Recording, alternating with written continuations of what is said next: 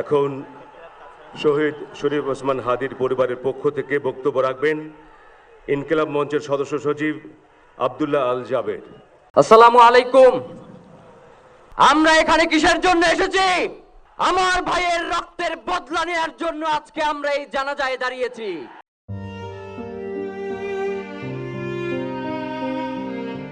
লক্ষ লক্ষ মানুষের সামনে স্পষ্ট বক্তব্য আর স্লোগানে ঝড় তুলেছিলেন উসমান হাদির জানাজা পূর্ব মহাসমুদ্রে। দিল্লি না ঢাকা, দিল্লি না ঢাকা, গোলামি না আজাদি। সামনে দীর্ঘদিনের সহযোদ্ধার মৃতদেহ, যার সঙ্গে ব্যয় করতেন প্রতিদিনের বড় একটা সময়। পায়ে পা মিলিয়ে রাজপথে মাড়িয়ে চলেছেন মাইলের পর মাইল। একই প্লেটের খাবার ভাগ করে খেয়েছেন কত শতবার।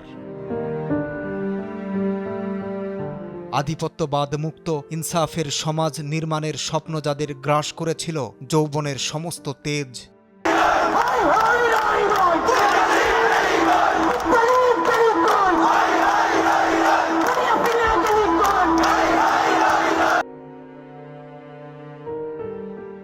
সেই সহযোদ্ধার সঙ্গে চিরতরে বিচ্ছেদের সময় একটু গলা কাঁপল না।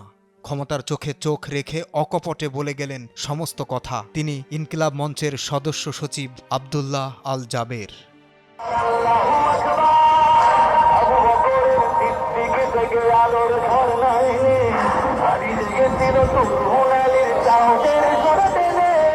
গেল বছর জুলাই অভ্যুত্থানের পর ইনকিলাব মঞ্চ গঠনের পর থেকেই হাদির সহযোগী ছিলেন আব্দুল্লাহ আল জাবের। এক বছরের চেষ্টায় ইনকিলাব মঞ্চকে নিয়ে গিয়েছিলেন জনপ্রিয়তার চূড়ায়। এর পিছনে উসমান হাদির পরে যার ভূমিকা ছিল তাদের অন্যতম জাবের। উসমান হাদির আত্মার আত্মীয় ছিলেন এই জাবের। আমরা সবাই হাদি হব, গুলির মুখে কথা কব, আমরা সবাই হাদি হব। বেসরকারি বিশ্ববিদ্যালয় মানারাত ইন্টারন্যাশনাল ইউনিভার্সিটি থেকে গ্র্যাজুয়েশন শেষ করেছেন আব্দুল্লাহ আল জাবের। তবে উসমান হাদির সঙ্গে তার আত্মিক সম্পর্ক গড়ে ওঠার অন্যতম কারণ ছিল ঝালকাঠির যে মাদ্রাসায় শিক্ষাজীবন শুরু করেছিলেন উসমান হাদি, সেখানেই শিক্ষাজীবন শুরু করেছিলেন আব্দুল্লাহ আল জাবেরও। পরে দারুন নাজাত সিদ্দিকিয়া কামিল মাদ্রাসা থেকে আলিম পাশ করে ঢাকায় আসেন তিনি। উসমান হাদি স্বতন্ত্র নির্বাচনের সিদ্ধান্ত যখনই নিয়েছেন তখন থেকেই উসমান হাদির সঙ্গে ছায়ার মতো ঢাকা ৮ আসনের অলিগলি পায়ে হেঁটে চষে বেরিয়েছেন আব্দুল্লাহ আল জাবের। ফুলিতেছে তরি ফুলিতেছে জল ভুলিতেছে মাঝি পথ ছিড়িয়াছে পালকে ধরি বিহাল আছে কার হিম্মত। তিলে তিলে গড়ে তোলেন ইনকিলাব কালচারাল সেন্টার। জুলাই অভ্যুত্থানের গ্রাফিতি ও গাইল সংগ্রহ করে বাধাই করেছিলেন বইয়ের মলাটে। সেই কাজেও সবার আগে ছিলেন আব্দুল্লাহ আল জাবের। কিন্তু উসমান হাদি চলে যাওয়ায় এক বিশাল শূন্যতায় পড়ে যান জাবের।